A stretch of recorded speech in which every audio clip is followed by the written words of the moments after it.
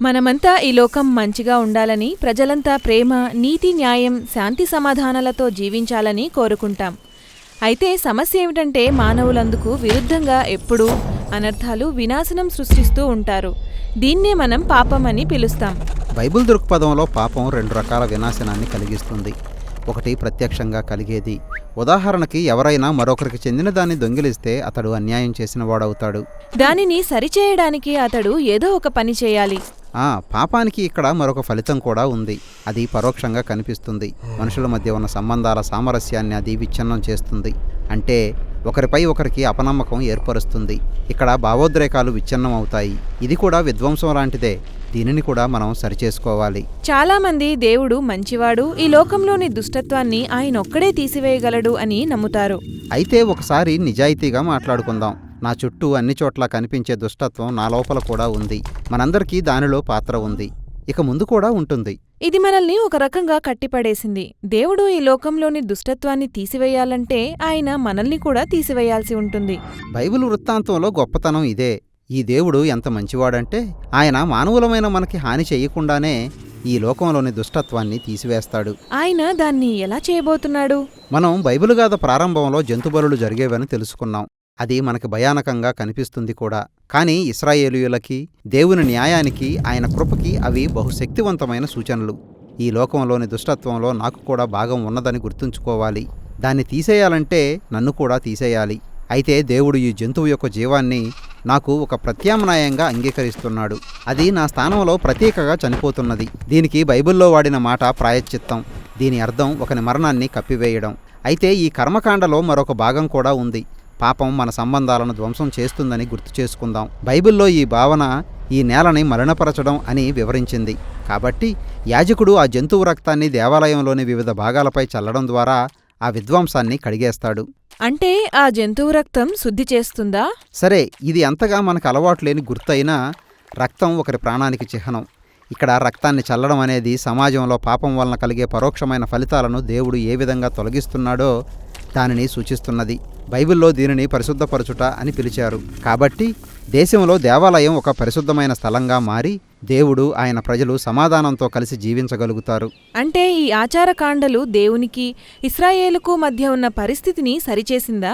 దానికంటే ఎక్కువే. ఈ కర్మకాండల వలన ఇశ్రాయేలీయులు దేవుని ప్రేమని, ఆయన కృపని అనుభవించగలిగారు. తాము పొందిన క్షమాపణ ద్వారా వారు కూడా ఇతరుల పట్ల అదే ప్రేమని చూపించగలుగుతారు. దానిలో ఉద్దేశం అదే. కానీ ప్రతిసారి అలా జరగడం లేదు. అవును. ఉదాహరణకి యెషయా ప్రవక్త దీని విషయంలో వివరంగా మాట్లాడాడు. అతడు తన గ్రంథం ప్రారంభంలోనే ఇశ్రాయేలీయులు పదే పదే అర్పిస్తున్న బలులు అర్ధరహితంగా మారిపోయాయని చెప్పాడు. దానికి కారణం వారు తమ మధ్య విపరీతమైన పాపాన్ని అనుమతిస్తున్నారు.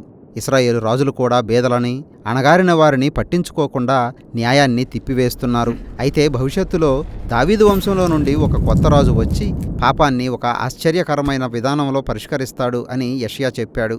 ఆ రాజు ఒక సేవకుడుగా పనిచేయడమే కాక తన ప్రజలు చేసిన పాపాల కోసం శ్రమలు పొంది మరణిస్తాడు. ఆయన తన ప్రాణాన్ని ఒక బలిగా అర్పిస్తాడు. యేసు నెరవేరుస్తున్నానని నమ్మింది ఈ వాగ్దానాన్నే. శ్రమలు పొంది శిలువలో మరణించిన ఇశ్రాయేలు రాజు ఈయనే. నిజానికి తాను సేవ చేయడానికి, అనేకుల విమోచన కోసం తన ప్రాణాన్ని ఇవ్వడానికి వచ్చానని చెబుతూ యెషయా మాటలనే ఉపయోగించాడు. సేవ చేయుటకును, అనేకుల కొరకు విమోచన క్రయధనముగా తన ప్రాణమును అర్పించుటకును. ఈ క్రయధనం అనే మాట ప్రాయశ్చిత్త బలికి చెందినది. కాబట్టి కొత్త నిబంధన అంతా మన పాపాల ప్రాయశ్చిత్తంగా యేసు ఎలా చనిపోయాడో వింటుంటాం. ఈ లోకంలో పాపం, మరణం విషయాల్లో మనం దేవునికి దేనిని అచ్చి ఉన్నామో ఆ అప్పంతటిని అది తీర్చివేసింది. కొత్త నిబంధన రచయితలందరూ యేసు మరణం ఏ విధంగా మనకి పరిశుద్ధత ప్రసాదించిందో వివరించారు. కాబట్టి యేసు రక్తం పాపం మనలో, మన చుట్టూ కలిగించిన విధ్వంసాన్ని తుడిచివేసే శక్తి కలిగి మనం దేవునితో సమాధానంతో జీవించేలా చేస్తుంది అనడానికి ఒక చిహ్నంగా ఉంది. ఇది యేసు మరణంలో ఉన్న అంతరార్థం. కానీ ఈ గాథ ఇంకా ముందుకు కొనసాగింది. యేసు మరణం అంతిమం కాదు. ఆయన మరణం నుండి తిరిగి లేచాడు. ఆయన బలి పాపం, మరణాల శక్తిని విరగ్గొట్టింది. దాని అర్థం ఆయన జీవిస్తూ ఇంకా ఎవరైతే దానిని అంగీకరిస్తారో వారందరికీ తన జీవాన్ని ఇస్తాడు. ఇంతవరకు మానవులు అర్పించిన అనేక బలి అర్పణలు దేనినైతే సూచిస్తున్నాయో ఆ సంపూర్ణమైన బలి ఆయనే. కాబట్టి యేసు వలన ప్రారంభ క్రైస్తవులు అప్పటి వరకు తాము పాల్గొంటున్న ఆచార జంతు బలులను ఆపివేశారన్నమాట. అయితే వారు పాటించవలసిన 2 ఆచారాలను యేసు వారికిచ్చాడు. మొదటిది బాప్తిస్మం. యేసు ఎలాగైతే మరణించాడో అలాగే నీవు నీటిలోకి వెళ్ళడం అనేది ఆయన మరణంతో నీవు కలిగి ఉన్న వ్యక్తిగత సంబంధాన్ని సూచిస్తుంది. అదేవిధంగా నీటిలో నుండి నీవు బయటికి రావడం ఆయనతో కలిసి జీవంలోకి రావడం అన్నమాట. రెండవ ఆచార విధి ప్రభురాత్రి భోజనం. ఇది యేసు తన శిష్యులతో కలిసి చేసిన భోజనాన్ని తిరిగి చేయడం. ఆయన జరగబోయే తన మరణం ఒక బలి అర్పణని చూపించడానికి రొట్టె, ద్రాక్షారసాలను వాడాడు. కాబట్టి ఇప్పుడు యేసును వెంబడించేవారు ఆయన్ని జ్ఞాపకం చేసుకోవడానికి, యేసు యొక్క మరణం, పునరుద్ధానాల శక్తిలో పాలు పొందడానికి సూచనగా క్రమంగా ఈ రొట్టె, ద్రాక్షారసాలను తీసుకుంటారు. అంటే ఈ ఆచార విధులు మనకి దేవుని ప్రేమను గుర్తుచేసి ప్రేమ, దయ కలిగి జీవించడానికి మనల్ని ప్రోత్సహిస్తున్నాయన్నమాట.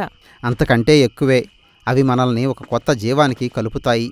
యేసుని మరణం నుండి తిరిగి లేపి బయటికి తెచ్చిన ఆ శక్తే మన జీవితాల్లోని ప్రతి పాపాన్ని నిర్మూలించి ప్రేమ, సమాధానం గల ప్రజలుగా రూపాంతరం చెందిస్తాయి.